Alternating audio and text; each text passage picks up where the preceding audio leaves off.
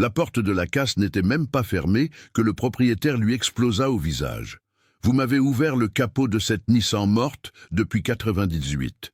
Vous y arrivez ?» Les employés encerclèrent Lise en riant, la traitant de jeune femme qui joue à la mécanicienne, tandis qu'ils désignaient la voiture garée là depuis des décennies, comme si c'était un trophée impossible. Mais quand elle toucha le moteur glacé et demanda juste un couteau, le propriétaire écarquilla les yeux. « Qu'est-ce que tu penses faire là, gamine ?» Sa réaction, quelques secondes plus tard, fit taire toute la cour. Mais ça, vous allez le voir maintenant. Amis, si cette histoire vous a captivé, abonnez-vous déjà à la chaîne et commentez. Vous aussi, vous croyez que le talent n'a pas de genre. J'aimerais beaucoup connaître votre opinion.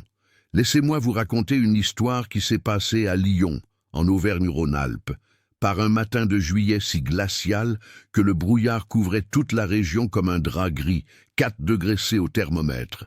Ce froid qui transperce la peau et engourdit les doigts.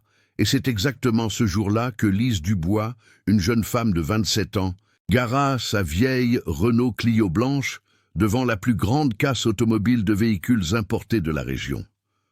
Vous devez comprendre qui est cette Lise. Elle n'est pas une de ces mécaniciennes qui sont apparues soudainement parce que c'est devenu une mode. Son histoire est déchirante, mais aussi pleine d'espoir. Quand elle n'avait que 15 ans, la vie lui a jeté le genre de fardeau que personne ne devrait porter seul. Son père, Raymond, un ouvrier métallurgiste de 46 ans, commença à oublier des choses. Des petits oublis au début, vous savez. Clés, rendez-vous, nom. La famille pensa que c'était le stress du travail, jusqu'à ce que les oublis deviennent pires, beaucoup plus pires. Le diagnostic est tombé comme une bombe. Alzheimer précoce. Une forme rare et cruelle de la maladie qui attaque les gens avant 50 ans et progresse vite. Trop vite. Et la mère de Lise a tenu le coup. 6 mois après le diagnostic, elle fit ses valises et partit, laissant une adolescente de 16 ans seule avec un père qui se perdait un peu plus chaque jour. Vous imaginez, 16 ans, devant abandonner l'école pour travailler et s'occuper d'un père malade.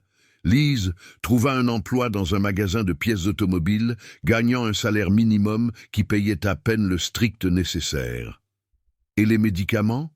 120 € par mois. Où une jeune femme trouverait-elle cet argent? C'est là que quelque chose se produisit qui allait tout changer. En cherchant dans le grenier tout ce qu'elle pouvait vendre, Lise trouva 3 boîtes poussiéreuses, remplies de vieilles revues de mécanique. Elles appartenaient à son grand-père qu'elle n'avait jamais connu, un mécanicien des années 80. Parmi les revues, il y avait des manuels techniques, des diagrammes électriques complexes, des schémas de moteurs importés japonais. Lise, qui avait toujours eu un esprit logique et doué pour les schémas, fut complètement fascinée par ces dessins. Chaque nuit, après avoir couché son père, elle étudiait, de 22h à 2h du matin, pendant 6 ans d'affilée. 6 ans. Mémorisant chaque diagramme, chaque spécification, chaque détail des systèmes électriques des voitures Honda, Toyota, Nissan, Mitsubishi des années 90. Et vous savez ce qui était le plus incroyable? Lise découvrit qu'elle avait un don rare. Elle parvenait à visualiser les circuits électriques en 3 dimensions dans son esprit, comme si elle voyait le chemin de l'électricité circuler à travers les fils. Là où d'autres ne voyaient que des lignes confuses sur le papier, elle voyait des systèmes vivants. Avec 7 500 € empruntés à un ami de la famille, elle ouvrit son propre minuscule atelier. 30 mètres, équipement de base, mais une spécialité unique, le diagnostic électrique de voitures importées anciennes. Et vous n'allez pas le croire, mais elle commença à résoudre des problèmes que des mécaniciens avec 40 ans d'expérience ne parvenaient pas à résoudre. Sa réputation grandit lentement, mais elle grandit. Elle facturait 55 € de l'heure, bien moins que les grands ateliers, et faisait des miracles. Maintenant, à 27 ans, Lise subvenait seule aux besoins de son père Raymond, qui à 58 ans était à un stade avancé de la maladie d'Alzheimer. Il ne la reconnaissait plus. 1800 € mensuels, plus les médicaments qui coûtaient maintenant 1800 € par mois. Chaque euro comptait, Chaque travail était important et c'est pourquoi elle était dans cette casse ce matin glacial de juillet. Elle avait besoin d'un module d'allumage d'occasion pour réparer une Honda Civic d'un nouveau client. Neuf, il coûtait 750 €. Mais d'occasion, elle pourrait en trouver un pour 300 €. Une différence qui signifiait de la nourriture sur la table, des médicaments pour son père. La casse s'appelait Casse Premium Moreau et était connue dans toute la région lyonnaise. Le propriétaire Jacques Moreau avait bâti un empire en partant de rien, il y a 28 ans. Un homme de 52 ans, grand, barbe grisonnante, expression perpétuellement fermée. Il avait transformé une petite casse en une entreprise évaluée à 4-5 millions d'euros, mais l'argent n'avait pas apporté le bonheur à Jacques. Il y a 11 ans, sa femme Martine s'était enfuie avec son meilleur ami et ex-associé, emportant la moitié de ses biens et détruisant complètement sa capacité à faire confiance à qui que ce soit. Depuis lors, Jacques était devenu un homme amer, rude, cruel, surtout avec les personnes qu'il jugeait faibles ou inférieures. Et il avait développé un préjugé particulier contre les femmes, dans la mécanique, qu'il considérait comme une mode ridicule de gens qui veulent se faire remarquer. Quand Lise entra dans le bureau poussiéreux de la casse et expliqua à l'employé qu'elle avait besoin d'un module d'allumage pour une Honda Civic de 97, le jeune homme dit que le propriétaire devait autoriser personnellement la vente de pièces électroniques rares. Elle attendit 15 minutes dans le froid jusqu'à ce que Jacques apparaisse. Et quand il apparut, le regard qu'il jeta à Lise était de pur dédain.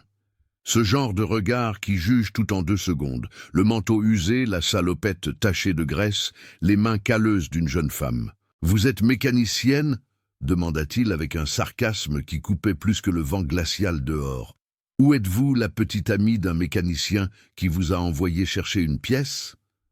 Jacques laissa échapper un rire court et sec de ceux sans aucune joie. « Bien sûr, c'est un atelier spécialisé. » Il fit des guillemets avec les doigts, moqueur. « Laissez-moi deviner. Vous avez appris sur YouTube. » L'humiliation était manifeste, mais Lise garda son sang-froid. Elle expliqua qu'elle travaillait avec le diagnostic électrique depuis 12 ans, qu'elle avait une vaste expérience avec les Honda en particulier, qu'elle résolvait des problèmes complexes que d'autres ateliers ne parvenaient pas à résoudre. Jacques, clairement ennuyé et irrité par son insistance, décida de clore la conversation d'une manière qu'il jugeait définitive. « Je vais vous montrer quelque chose, » dit-il, lui faisant signe de le suivre. Ils sortirent du bureau et traversèrent le vaste terrain de la casse. C'était impressionnant. Des centaines de voitures à divers stades de démontage, Mercedes-Benz, BMW, Audi, Porsche, Lexus, un cimetière de luxe. Ils se dirigèrent vers une zone isolée au fond de la propriété, où les herbes poussaient hautes et sauvages. Et là, partiellement couverte par une bâche déchirée et entourée par la végétation, se trouvait une Nissan 300 ZX rouge de 1998. Même sous des années d'abandon et de saleté, on pouvait encore voir que cela avait été une voiture spectaculaire. Lignes sportives agressives, phares escamotables, jantes en alliage d'origine. Vous voyez ça ? Jacques frappa la carrosserie de la main, produisant un son creux. Cette Nissan est arrivée ici en décembre 1998. Elle venait de Marseille, achetée à un cadre japonais. 10 000 kilomètres au compteur. Elle était impeccable. Elle valait 50 000 € à l'époque. Il croisa les bras, entrant dans un mode narratif qui montrait clairement qu'il avait raconté cette histoire de nombreuses fois. Le problème, c'est qu'elle ne démarrait pas. Moteur mort. Complètement mort. Vous savez combien de mécaniciens ont essayé de réparer cette voiture au cours des 26 dernières années ? Il marqua une pause pour les faits. 43. Je les ai tous comptés. 43 spécialistes qui avaient garanti qu'ils trouveraient le problème. J'ai dépensé 7 500 € de pièces neuves au fil des ans. Bougies, câbles, bobines, capteurs, modules, calculateurs, pompes à carburant. Tout est documenté. Il désigna une boîte à outils à côté de la voiture, pleine de pièces neuves encore dans leur emballage. J'ai littéralement tout remplacé ce qui pouvait l'être dans le système d'allumage et d'injection. Le moteur tourne parfaitement au démarrage. Il a une excellente compression dans les 6 cylindres, mais il ne démarre pas. Aucune étincelle, simplement mort. Jacques s'approcha de Lise et son ton devint agressif. Des mécaniciens avec 40 ans d'expérience ont regardé ça. Des ingénieurs de Nissan eux-mêmes sont venus du Japon en 2003. Des techniciens qui travaillent sur des voitures de course ont essayé. Tous ont échoué. Et maintenant, vous, une jeune femme d'une vingtaine d'années, pensez que vous allez découvrir quoi? L'humiliation ne faisait que commencer, mes chers, car Jacques, réalisant qu'il avait quelques employés travaillant à proximité, décida que ce serait une occasion de divertissement. Et vous savez ce que c'est quand quelqu'un de cruel trouve un public, n'est-ce pas? « Eh » cria-t-il, et sa voix résonna dans toute la casse. « Venez ici, nous avons une situation intéressante. » 15 hommes en salopette commencèrent à s'approcher, certains curieux, d'autres souriant déjà avant même de savoir de quoi il s'agissait. Ils formèrent un demi-cercle autour de Lise et de la Nissan abandonnée, et elle sentit le poids de 30 yeux jugeant chaque centimètre d'elle. « Nous avons ici, » annonça Jacques d'une voix théâtrale, « une spécialiste en systèmes électriques qui pense pouvoir faire ce que 43 mécaniciens n'ont pas réussi en 26 ans. » Les premiers rires commencèrent à fuser. « Elle va peut-être lui faire une beauté, » dit l'un d'eux. Le rire devint plus fort, plus cruel. Un autre compléta.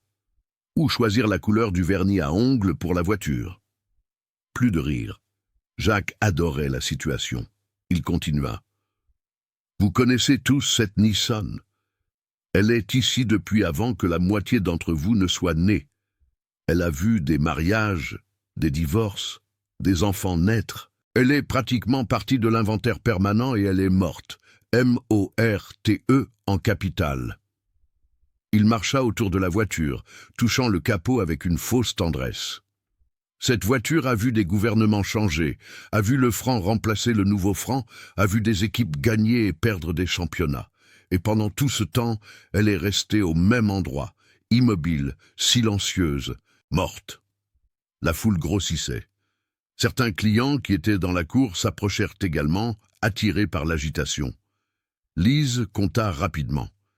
Il y avait au moins 25 personnes là maintenant, toutes la regardant comme si elle était dans un numéro de cirque. Mais vous savez quoi? Jacques se tourna vers Lise avec un sourire dénué de toute bonté. Je suis un homme juste, un homme qui donne des opportunités. Alors je vais vous faire une proposition. Il marqua une pause, savourant le moment. Si vous, ici et maintenant, parvenez à faire fonctionner ce moteur, et je dis, fonctionner vraiment, pas juste faire une étincelle et mourir, mais maintenir un fonctionnement stable pendant au moins 1 minute, je vous donne la voiture gratuitement. 0 €. Elle vaut 3 500 €, 4 000 € après restauration, je ne sais pas. Elle est à vous. Un murmure parcourut la foule. L'offre semblait trop généreuse. Et puis vint l'autre côté. Mais Jacques leva un doigt. Quand vous échouerez, et vous échouerez, parce que cette voiture est littéralement impossible, vous me paierez 750 € pour mon temps perdu et pour le divertissement que vous m'aurez offert. Et plus important encore, vous admettrez ici, devant tout le monde, qu'une petite femme prétentieuse n'a pas sa place dans un atelier de mécanique, que vous aviez tort de penser que vous pouviez rivaliser avec de vrais hommes dans cette profession. Le silence qui tomba fut lourd comme du plomb. Certains employés arrêtèrent de rire, mal à l'aise avec la cruauté explicite. D'autres souriaient encore, attendant que le spectacle continue. Lise sentit la colère brûler dans sa poitrine. Cette colère familière qu'elle connaissait si bien, la colère d'être constamment sous-estimée, rabaissée, ridiculisée, simplement parce qu'elle était une femme. Combien de fois dans sa vie cela s'était-il produit? Combien de portes fermées au nez? Combien d'hommes se moquant d'elle? Mais avec la colère, il y avait quelque chose de plus. Un moteur V6 biturbo de 3, 0 litres et 280 chevaux. Une légende parmi les voitures de sport. Un moteur qui ne démarrait tout simplement pas, malgré que tout le système ait été remplacé. C'était exactement le genre d'énigme qui faisait battre le cœur de Lise plus vite. Elle pensa rapidement. 3500 € si elle réussissait, et plus important que l'argent, plus important que tout, il y avait le principe, la chance de prouver une fois de plus que la compétence n'a pas de genre. Elle pensa à son père à la maison, confus et perdu dans son propre esprit. Elle pensa aux médicaments coûteux. Elle pensa à l'aide soignante qui menaçait de partir si elle n'était pas payée à temps. Elle pensa à toutes les factures en retard. Et puis elle pensa à toutes les fois où des hommes avaient douté d'elle, toutes les fois où ils avaient ri, toutes les fois où ils l'avaient traitée comme une enfant qui jouait à être adulte. « J'accepte », dit-elle, et sa voix sortit ferme comme l'acier. « Mais quand j'y arriverai, et j'y arriverai, en plus de la voiture, je veux que vous me demandiez pardon ici devant tout le monde et que vous admettiez que vous avez mal jugé. » Jacques laissa échapper un rire fort, authentique, cette fois sans retenue. « Vous avez 20 minutes. Utilisez les outils que vous voulez d'ici, de la casse. Le chronomètre commence maintenant. » Les rires revinrent plus forts maintenant. Certains employés faisaient déjà des paris entre eux sur le temps que Lise mettrait à abandonner. Le pari le plus bas était de 5 minutes, le plus haut de 15 minutes. Personne ne paria qu'elle y arriverait. Lise ignora tout. Elle avait développé au fil des ans une capacité précieuse, celle d'entrer dans un état mental de concentration absolue où le monde extérieur disparaissait simplement. Toutes les voix, tous les rires, tout le jugement, tout devenait silencieux dans son esprit, tandis qu'elle se connectait uniquement aux problèmes techniques devant elle. Elle s'approcha de la Nissan. Le capot était bloqué par la rouille et la saleté accumulée depuis 2 décennies et demie. Elle tira une fois, rien. Tira de nouveau avec plus de force, rien. À la 3e tentative, utilisant une technique apprise consistant à taper légèrement sur le côté du capot. D'abord pour décoller la rouille, il céda avec un grincement métallique. « Regardez, elle a réussi à ouvrir le capot !» cria quelqu'un sur un ton de fausse célébration. Des applaudissements sarcastiques résonnèrent. Lise leva complètement le capot, exposant le moteur VG30DETT. Et même couvert par 26 ans de poussière, il était impossible de ne pas reconnaître la beauté de cet imposant bloc d'aluminium. Les 2 turbos Garrett caractéristiques étaient toujours en place, les intercouleurs, les doubles collecteurs d'admission, un moteur qui avait été conçu pour délivrer une puissance brutale avec raffinement. Mais ce qui impressionna le plus Lise fut à quel point le moteur était propre pour une voiture abandonnée depuis si longtemps. Cela signifiait qu'il avait été constamment manipulé, constamment travaillé. Des mécaniciens avaient ouvert ce capot des centaines de fois au fil des ans. Elle commença son inspection visuelle systématique. Les bougies étaient des NGK neuves. Elle pouvait le voir aux isolants blancs impeccables, sans aucun dépôt de carbone. Les câbles de bougies étaient en silicone haute performance, également clairement neufs. La bobine d'allumage était étincelante, évidemment remplacée récemment. Le module d'allumage portait une étiquette datée de 2023. 3 minutes s'étaient écoulées. Quelqu'un dans la foule cria « Le temps presse, spécialiste !» Lise demanda la clé et Jacques le lui jeta d'un mouvement dédaigneux. Elle l'attrapa en l'air, des réflexes rapides de quelqu'un qui travaille avec des outils tous les jours et s'installa dans la voiture. L'intérieur en cuir beige était étonnamment bien conservé, juste couvert par une épaisse couche de poussière qui s'est soulevée quand elle s'est assise. Le tableau de bord numérique caractéristique de la 300ZX était complètement éteint. Elle tourna la clé en position contact, sans démarrer encore. Rien ne se produisit. Aucun indicateur ne s'alluma. Aucun son électronique. Aucune lumière. Silence total. « Ah !» cria un employé triomphant. « Il n'y a même pas de courant !» Jacques leva la main. « La batterie est neuve. Je l'ai installée la semaine dernière, surtout quand un acheteur potentiel a montré de l'intérêt. Elle est chargée. Je l'ai testée hier personnellement. 12 6V. Lise sortit de la voiture et retourna au moteur, ouvrant sa sacoche d'outils usés. Elle en sortit son multimètre Fluke 87V, un outil qui coûtait 320 € d'occasion et qu'elle avait économisé 3 mois de salaire à l'époque pour acheter. Ce multimètre ne la quittait jamais. Elle mesura la tension directement aux bornes de la batterie. La lecture afficha exactement 12,6V. Batterie parfaite, comme Jacques l'avait dit. Mais quand elle mesura la tension à la sortie du câble positif qui devait alimenter le système électrique principal de la voiture, elle ne trouva que 8,2V. Perte significative de tension. Problème dans le câble. Elle suivit le câble visuellement, traçant son chemin depuis la batterie jusqu'au fusible principal, puis jusqu'au relais de démarrage. Tout semblait neuf, propre, bien connecté. 7 minutes s'étaient écoulées. 13 minutes restantes, annonça quelqu'un. Elle est perdue. La foule devenait impatiente, certains hochant la tête avec pitié, d'autres riant encore doucement. L'un des employés les plus âgés dit à un collègue, assez fort pour que Lise entende, « J'ai presque pitié, elle a vraiment cru qu'elle y arriverait. » Lise ignora complètement. Elle demanda une lampe torche puissante et un employé un peu réticent, comme s'il ne voulait pas aider l'ennemi, apporta une lampe torche LED forte. Elle commença à éclairer le compartiment moteur sous tous les angles, par en dessous, par au-dessus, par les côtés, cherchant toute anomalie, tout détail que 43 mécaniciens avant elle auraient manqué. Et puis, sur le côté gauche du moteur, quelque chose attira son attention. Il y avait un faisceau électrique épais qui alimentait le module d'allumage. Ce faisceau contenait environ 20 fils individuels, protégés par une gaine plastique noire, ondulée.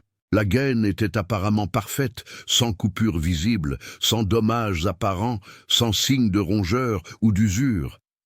Mais Lise remarqua quelque chose que 12 ans d'expérience lui avaient appris à reconnaître, une subtilité presque imperceptible.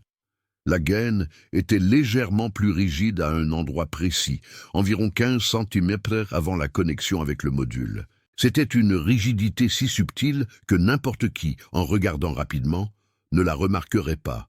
Mais Lise avait appris à toucher, à sentir, à utiliser tous ses sens pour le diagnostic. Elle palpa la gaine protectrice à cet endroit, pressant légèrement avec les doigts. Il y avait définitivement une anomalie là. Quelque chose qui ne devrait pas être ainsi.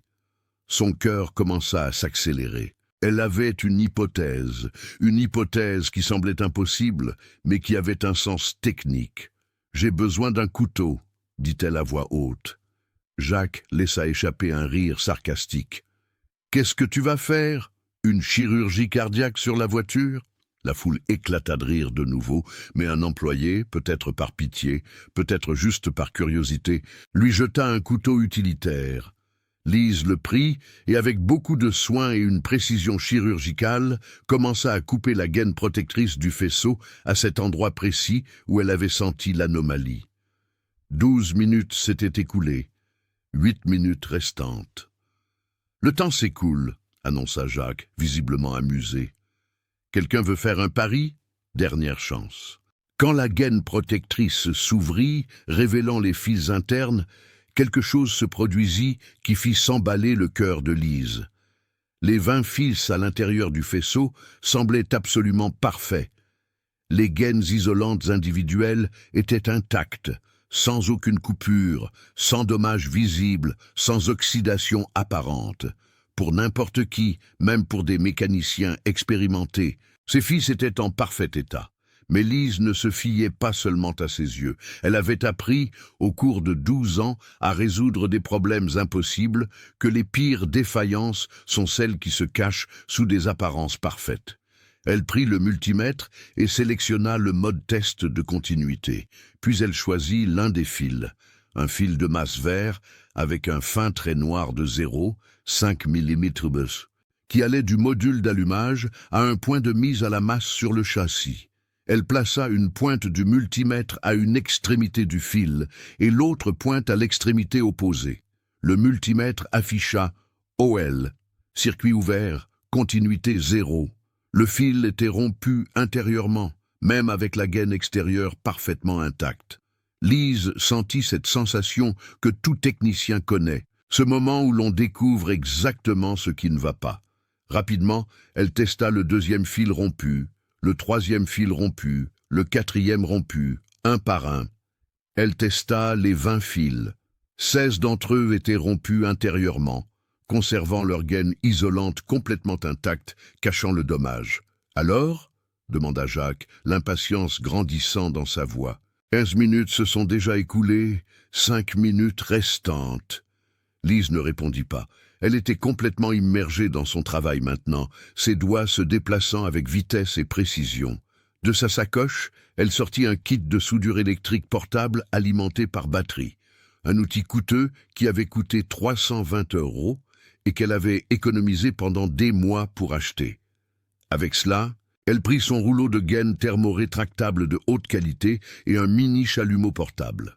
La foule était silencieuse maintenant, observant avec curiosité ce que cette femme faisait avec tant de concentration. « Amis, avant de continuer, dites-moi, si vous étiez à la place de Lise, auriez-vous accepté le pari de ce propriétaire arrogant ou seriez-vous parti? Je suis très curieux de connaître votre réponse sincère. » Lise commença à travailler sur le premier fil rompu, coupa environ 2 cm de chaque côté de la rupture interne, retira l'isolant avec soin, exposant le cuivre propre. Ensuite, utilisant la soudure électrique, elle unit les 2 extrémités avec une épissure parfaite. Elle couvrit l'épissure avec un morceau de gaine thermorétractable, chauffa avec le chalumeau jusqu'à ce que la gaine se rétracte parfaitement, créant une isolation étanche, meilleure que l'original. Premier fil réparé. Elle passa au second. Ses doigts travaillaient automatiquement, guidés par des années de pratique. Couper, dénuder, souder, couvrir, chauffer. Le processus se répétait avec une efficacité presque mécanique. 18 minutes, cria quelqu'un. 2 minutes. Jacques s'approcha, essayant de voir ce qu'elle faisait. Incroyable, murmura-t-il confus. 3e fil, 4e fil, 5e fil. Lise travaillait si vite que ses mains devenaient presque floues. C'était comme regarder une chirurgienne dans une salle d'opération, chaque mouvement précis, sans hésitation, sans gaspillage. 6e fil, 7e, 8e. La foule ne riait plus. Il y avait quelque chose d'hypnotique à observer cette femme travailler avec une telle maîtrise. Même les employés les plus sceptiques étaient impressionnés par la vitesse et la précision. 9e fil, 10e, 11e, 19 minutes. L'annonce vint d'une voix plus basse maintenant, presque respectueuse. 12e fil, 13e, 14e. Les mains de Lise commençaient à lui faire mal à cause du froid et de la tension, mais elle ne pouvait pas s'arrêter. Non, pas maintenant qu'elle était si proche. 15e fil. 16e, 19 minutes et 20 secondes. Elle termina la dernière épissure, chauffa la dernière gaine thermorétractable jusqu'à créer cette isolation parfaite. Ensuite, elle prit une nouvelle gaine protectrice qu'elle portait toujours dans son sac et enveloppa tout le faisceau réparé, protégeant les épissures. 19 minutes et 40 secondes. Avec le multimètre, elle testa rapidement tous les circuits. Continuité parfaite sur tous. Le faisceau était complètement fonctionnel maintenant, chaque fil acheminant l'électricité comme il se doit. Elle ferma le capot, essuya rapidement ses mains sur un chiffon et s'installa au siège conducteur. Par habitude, elle attacha sa ceinture de sécurité, ajusta le rétroviseur, respira profondément. La foule était dans un silence absolu, 25 personnes retenant leur souffle. Jacques était pâle, les bras croisés, mais le sourire présomptueux avait disparu de son visage. Lise tourna la clé en position contact et, pour la première fois en 26 ans, 9,496 jours de silence, le tableau de bord numérique de la Nissan 300ZX s'anima. Le compteur de vitesse s'alluma, le compte-tours s'alluma, l'indicateur de température, de pression d'huile, de niveau de carburant. Tout s'alluma simultanément dans un spectacle de lumière verte et orange qui semblait magique. Un murmure de choc parcourut la foule. Lise appuya à fond sur l'accélérateur une fois, pompant le carburant vers les cylindres. Ensuite, d'une main ferme, elle tourna complètement la clé pour démarrer. Le démarreur commença à tourner une fois, 2 fois, 3 fois, et à la 4e rotation, l'impossible se produisit. Le moteur V6 biturbo VG30 DETT explosa de vie avec un rugissement profond, viscéral, puissant, qui fit vibrer le sol de la casse. Ce n'était pas seulement un moteur qui fonctionnait, c'était un moteur sain, parfait, maintenant un ralenti stable de 750 tours par minute, sans aucune défaillance, sans hésitation, sans fumée anormale. Le son était absolument magique. Le grondement grave du V6, le léger sifflement des turbos encore inactifs attendant d'être enclenchés, le tic-tac précis des injecteurs en fonctionnement. Pour tout passionné de voiture, ce son était comme une musique symphonique. Lise appuya doucement sur l'accélérateur, et le moteur répondit instantanément, montant à 4000 tours. Propre, puissant, parfait. Les turbos commencèrent à siffler plus fort. Ce son caractéristique qui fait s'emballer le cœur de tout passionné d'automobile. Le silence qui tomba sur la casse fut si profond, si complet, que le seul son audible était le rugissement du moteur Nissan. 40 personnes restèrent complètement paralysées, incapables de comprendre ce qu'elles étaient en train de voir. Certains employés avaient des larmes aux yeux, des hommes qui travaillaient là depuis 20 ans, qui avaient vu cette voiture comme un meuble permanent, un monument à l'impossibilité. Et maintenant ils vivaient, respiraient, rugissaient. Vincent, l'un des mécaniciens les plus âgés, un monsieur aux cheveux blancs qui travaillait là depuis 1999, tomba simplement à genoux dans la terre, les mains couvrant son visage. « Je n'aurais jamais cru voir ça », murmura-t-il, la voix étranglée. « 24 ans de travail ici, et je n'aurais jamais cru. » Un autre employé, un jeune homme qui avait été l'un des plus cruels dans ses rires et ses commentaires méchants, était blanc comme un linge, la bouche ouverte sous le choc. Jacques semblait avoir vu un fantôme. Toute la couleur avait fui de son visage. Il tenta de parler, mais aucun son ne sortit. Tenta de nouveau. « Comment est-ce possible ?» Lise laissa le moteur fonctionner pendant encore 30 secondes, tant plus que suffisant pour prouver que ce n'était pas seulement un démarrage temporaire, mais un moteur véritablement fonctionnel. Puis elle l'éteignit, sortit de la voiture avec des mouvements calmes et fit face à Jacques directement. Sa voix sortit ferme, claire, sans aucune trace d'arrogance, juste la confiance tranquille de quelqu'un qui sait de quoi il parle. Le problème venait des fils internes du faisceau d'allumage, expliqua-t-elle. 16 des 20 fils étaient rompus intérieurement par fatigue, mais conservaient de leurs gaines isolantes externes complètement intactes. C'est une panne appelée fracture par fatigue cachée, extrêmement rare, mais documentée sur des véhicules qui restent immobilisés pendant des décennies dans des régions avec des variations thermiques extrêmes, comme Lyon, où nous avons des étés chauds et des hivers glacials. Elle marqua une pause, laissant l'information s'assimiler. Ce qui se passe, c'est que le cuivre des fils se contracte et se dilate avec les changements de température au fil des ans. Éventuellement, le métal fatigue et se rompt intérieurement, mais le PVC de la gaine isolante est élastique et conserve sa forme, cachant complètement le dommage. Toute inspection visuelle montre des fils apparemment parfaits. Même des tests de résistance de base peuvent ne pas détecter le problème s'ils ne sont pas effectués fil par fil. Jacques retrouva sa voix, mais elle tremblait. « Comment saviez-vous où chercher ? Parce que depuis 12 ans, j'étudie spécifiquement les systèmes électriques des voitures japonaises des années 90 et 2000, répondit Lise.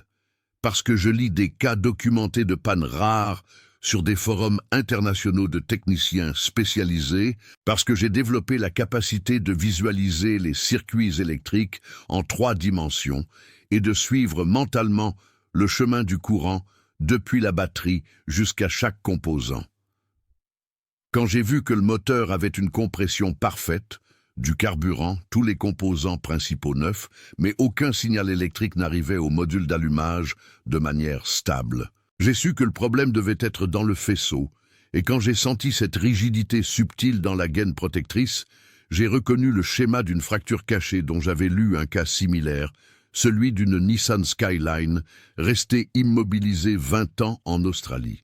Elle fit un pas vers Jacques, maintenant le contact visuel. Il ne s'agit pas de genre, monsieur Jacques, ça ne l'a jamais été. Il s'agit de dévouement, d'études constantes, de respect profond du métier. Pendant que vous cherchiez des hommes avec des décennies d'expérience, vous avez ignoré qu'une expérience sans mise à jour constante des connaissances ne vaut rien en électronique automobile moderne. La technologie évolue chaque année, les problèmes changent, les solutions changent. Qui n'étudie pas reste en arrière. Peu importe que ce soit un homme, une femme, jeune ou vieux. Le silence continuait absolu, et alors quelque chose commença à changer sur les visages autour. Honte, reconnaissance, respect. Vincent, le mécanicien aux cheveux blancs qui était encore à genoux, fut le premier à parler. Sa voix était rauque, chargée d'émotion. « Mademoiselle, je travaille avec les voitures depuis 42 ans. 42 ans. Et je n'ai jamais vu quelqu'un diagnostiquer un problème avec cette précision et cette rapidité. Vous avez un don, un vrai don. » Il se leva, essuya les larmes de son visage et s'approcha de Lise. Il tendit la main. « Pardonnez-moi d'avoir ri. Pardonnez-moi d'avoir douté. Vous êtes la meilleure mécanicienne que je ne serai jamais. » Lise lui serra la main et ce geste simple brisa la digue. Un par un, les autres employés commencèrent à s'approcher, s'excusant, certains honteux, d'autres encore sous le choc. Le jeune homme qui avait fait le commentaire sur les ongles avait les yeux rouges. « Je suis désolé, dit-il, la voix brisée.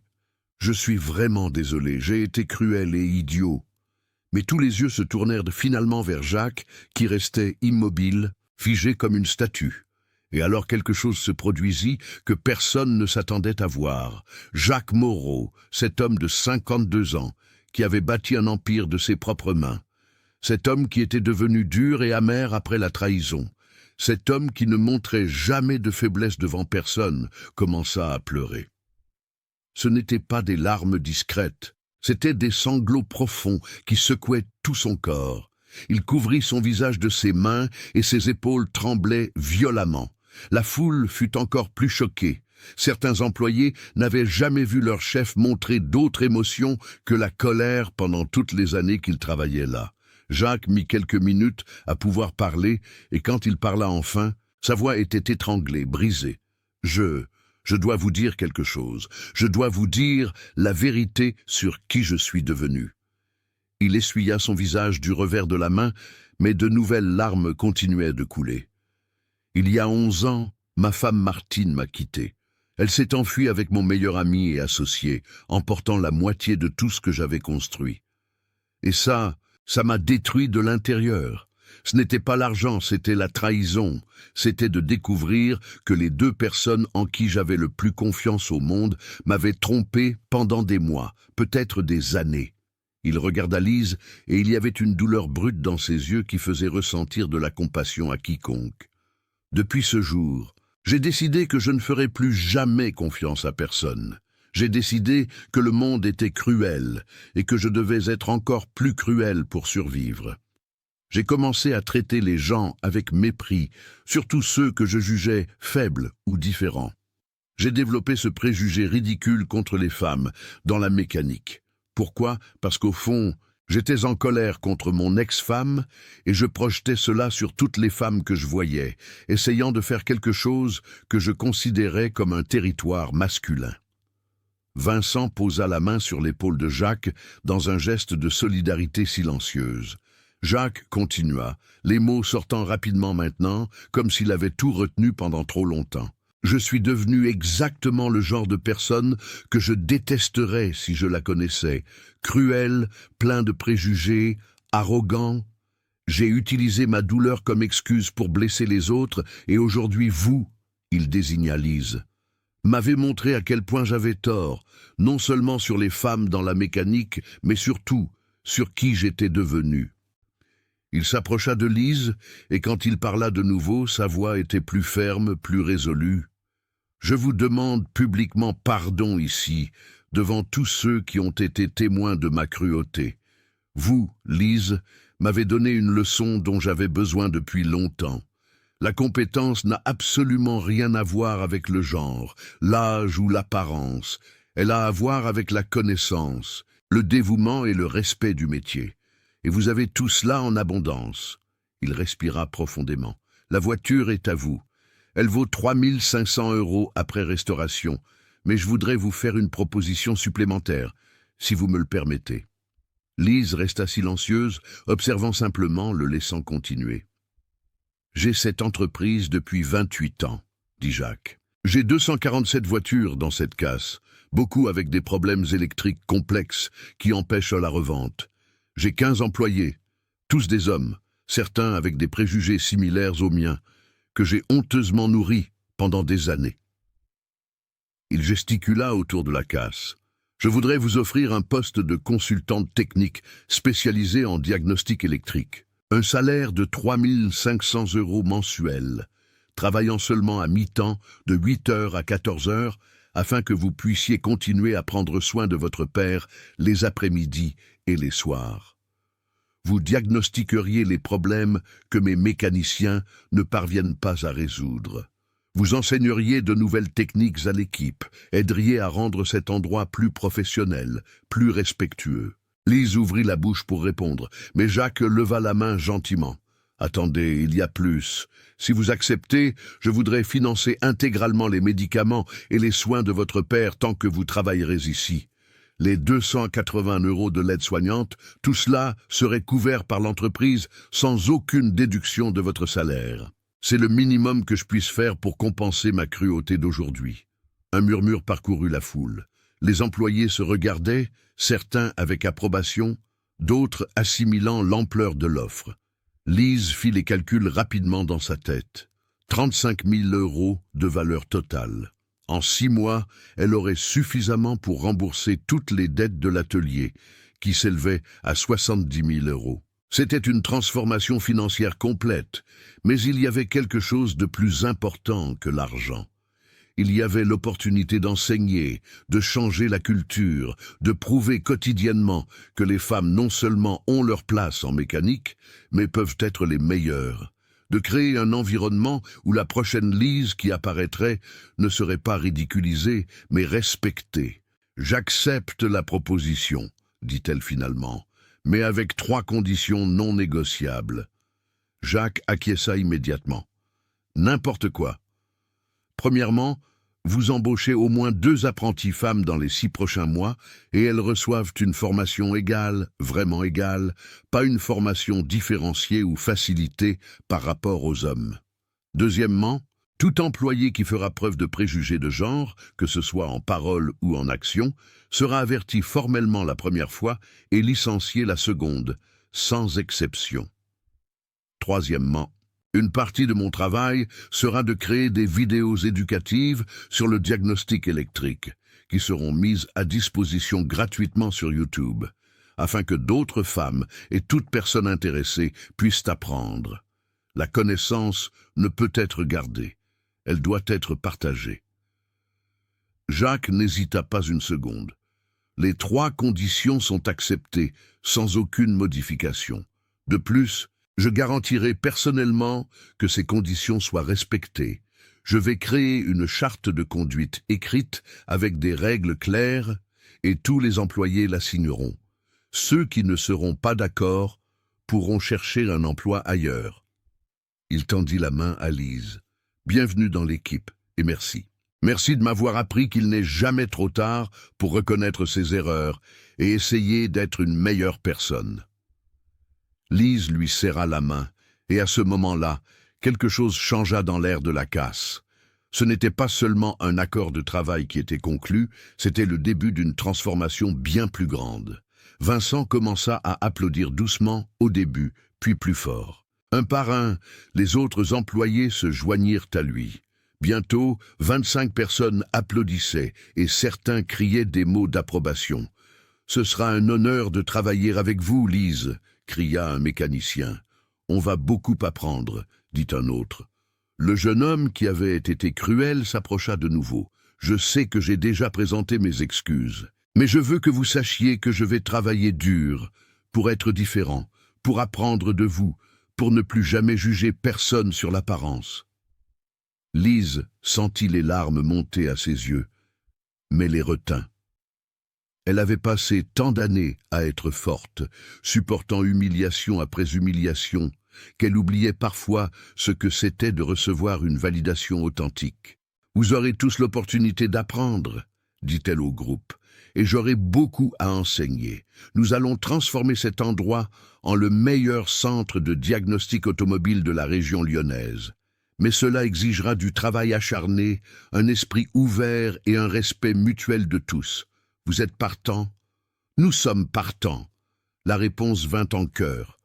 Et là, dans cette casse, entourée de centaines de voitures à divers stades de démontage, sous le ciel gris de juillet, commença un voyage qui allait changer non seulement la vie de Lise et Jacques, mais de toutes les personnes présentes ce jour-là.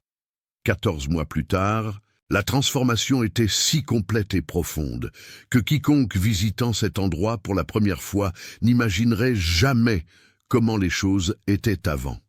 La Nissan 300 ZX rouge ne fut pas vendue. Elle fut entièrement restaurée par Lise avec l'aide d'une équipe qui comprenait maintenant 5 femmes mécaniciennes, 2 apprentis embauchés conformément à l'accord et 3 autres que Jacques avait recrutés personnellement après avoir constaté le talent gâché par les préjugés sur le marché.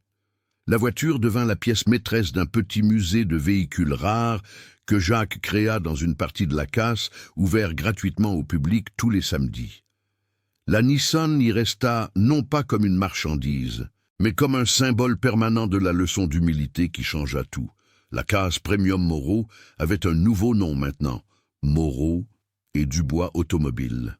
Jacques offrit une participation de 30% à Lise 3 mois après qu'elle eut commencé à travailler, quand il devint clair que sa présence avait complètement transformé l'entreprise. La réputation de l'endroit explosa. Les propriétaires de voitures importées de toute l'Auvergne-Rhône-Alpes et même d'autres régions commencèrent à envoyer des véhicules pour diagnostic. Le chiffre d'affaires tripla. L'équipe passa à 32 employés, dont 12 femmes. Mais la croissance n'était pas seulement en chiffres, elle était en culture, en respect, en excellence technique. La charte de conduite que Jacques créa était encadrée à l'entrée. La compétence n'a pas de genre, le respect n'est pas une option. Ici, tout le monde a voix au chapitre. 3 employés avaient été licenciés dans les premiers mois pour avoir enfreint ces règles. Les autres apprirent vite que les temps avaient changé. Lise travaillait ses 6 heures quotidiennes de 8 heures à 14 heures et rentrait ensuite chez elle pour s'occuper de son père Raymond. Raymond, à 59 ans, était à un stade encore plus avancé de la maladie d'Alzheimer, ne reconnaissant absolument rien autour de lui, mais maintenant il bénéficiait des meilleurs soins possibles. Jacques non seulement couvrait les médicaments et l'aide soignante, mais il était allé plus loin. Il finança la création d'un centre de jour spécialisé dans la maladie d'Alzheimer, qui accueillait gratuitement 15 patients à faible revenu en hommage à Raymond. Le centre portait le nom de Centre Raymond Dubois, de soins spécialisés, et avait une photo de lui à l'entrée, prise avant la maladie, souriant à côté d'un moteur qu'il venait de réparer. Les vidéos de Lise sur YouTube atteignirent 500 000 abonnés, devenant la plus grande référence francophone sur les systèmes électriques automobiles. Les vidéos étaient pratiques, didactiques, sans fioritures. Lise expliquait avec clarté chaque concept, chaque technique, soulignant toujours que toute personne, quel que soit son genre, pouvait apprendre si elle faisait preuve de dévouement. Des centaines de femmes commentaient les vidéos, racontant comment elles avaient été inspirées à entrer dans la profession. Certaines avaient voyagé de loin pour visiter personnellement l'atelier et remercier. Jacques s'était transformé de manière qu'il n'aurait jamais cru possible. Il a retrouvé l'humanité qu'il avait enfouie il y a 11 ans, a cherché son ex-épouse Monique et, lors d'une longue et douloureuse conversation, a réussi à lui pardonner sincèrement. Non pas parce que ce qu'elle avait fait était juste, mais parce que porter cette haine le détruisait lui-même. Monique a pleuré, s'est excusée, et ils se sont dit au revoir en paix. Jean ne voulait pas qu'elle revienne, il voulait juste se libérer de l'amertume. Il consacrait désormais une part significative de sa richesse à des causes sociales. Il a créé un fonds de bourse complète qui finançait 10 femmes par an pour étudier l'ingénierie automobile et électronique à l'université de Lyon. Il parrainait des compétitions de robotique dans les écoles publiques et faisait des dons mensuels à des refuges pour femmes victimes de violences. Il avait trouvé un sens à aider les autres, apprenant que la véritable richesse ne résidait pas dans ce que l'on accumulait, mais dans le nombre de vies que l'on transformait positivement. La relation entre Jean et Liane avait évolué vers quelque chose s'apparentant à une famille. Il était devenu une figure paternelle pour elle, ne remplaçant pas le père qu'elle perdait progressivement à cause de la maladie, mais comblant un vide qui existait depuis le départ de sa mère des années auparavant. Jean rendait régulièrement visite à Philippe, s'asseyait à ses côtés, même sans être reconnu. Il parlait de voitures et de moteurs. Maintenant, cette connexion humaine, même sans réponse. Un matin de septembre, exactement 14 mois et 7 jours après ce jour glacial de juillet, Liane et Jean se tenaient devant la Nissan 300, dans le petit musée. Le soleil entrait par les fenêtres propres, faisant briller la peinture rouge comme du feu. « Tu m'as sauvé », dit Jean doucement. « Pas au sens littéral, mais tu as sauvé l'homme que je suis. Si tu n'étais pas apparu ce jour-là, si je n'avais pas fait ce pari cruel, j'aurais continué à être cet homme amer et plein de haine, jusqu'à mourir seul et malheureux. » Liane sourit. « Et tu sais que tu as aussi changé ma vie, n'est-ce pas? Tu m'as donné une stabilité financière, oui, mais plus important encore, tu m'as donné une plateforme pour montrer que les femmes peuvent être d'excellentes mécaniciennes, peuvent enseigner et peuvent diriger. Tu m'as donné une famille quand j'en avais le plus besoin. » Ils restèrent silencieux un instant, regardant simplement cette voiture qui avait été morte pendant 26 ans et représentait maintenant la Renaissance. « Tu sais ce qui s'est passé avec cette voiture ?» dit Jean. 43 mécaniciens ont regardé des fils qui semblaient parfaits et ont supposé qu'ils étaient fonctionnels. Personne n'a eu la curiosité de tester ce qui semblait évident. Et j'ai fait la même chose avec toi. J'ai regardé une jeune femme et j'ai supposé qu'elle ne pouvait pas être compétente. J'ai jugé l'apparence et ignoré la possibilité d'un talent extraordinaire caché en dessous. Liane acquiesça. Les plus grandes défaillances sont toujours cachées sous des apparences parfaites, que ce soit dans les fils électriques ou dans les préjugés humains. Le courage de défier l'évidence, combiné à une connaissance approfondie, peut ressusciter non seulement des moteurs morts, mais aussi des cœurs endurcis. Et là, dans ce musée improvisé à Lyon, entouré de voitures qui racontaient des histoires de résurrection technique et humaine, 2 personnes qui n'auraient jamais dû se rencontrer, une mécanicienne de 28 ans et un entrepreneur de 53 ans, regardaient vers l'avenir, sachant qu'ils avaient non seulement réparé une voiture, mais construit quelque chose de bien plus précieux. Épreuve vivante qu'un diagnostic correct et une réparation précise s'appliquent aussi bien au circuit de cuivre qu'au circuit de compassion humaine et qu'il n'est jamais, jamais trop tard pour voir ce qui compte vraiment quand on a enfin l'humilité de regarder au-delà des apparences et de reconnaître que le talent, la dignité et la valeur humaine ne connaissent ni genre, ni âge, ni origine, mais seulement la dévotion, le respect et le courage de défier l'impossible. Oui,